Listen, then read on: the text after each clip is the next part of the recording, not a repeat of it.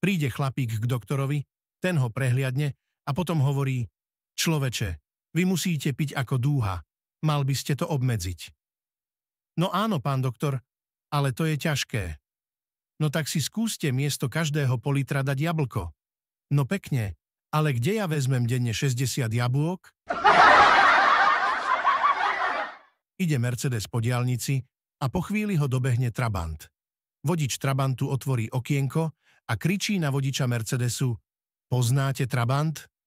Vodič Mercedesu si samozrejme pomyslí, že ho chcel Trabant predbehnúť a tak zrýchli.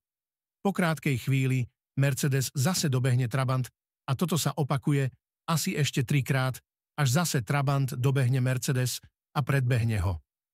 Mercedes zrýchli. Po asi 5 minútach vidí vodič Trabantu Mercedes v priekope a vodiča na krajnici. Ako prechádza okolo, otvorí okienko a kričí: Poznáte Trabant? Vodič Mercedesu zúfalo odpovie: Áno.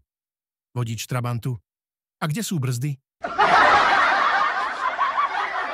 Jedna blondínka sa pýta druhej: Kam mám dať tú teplú vodu?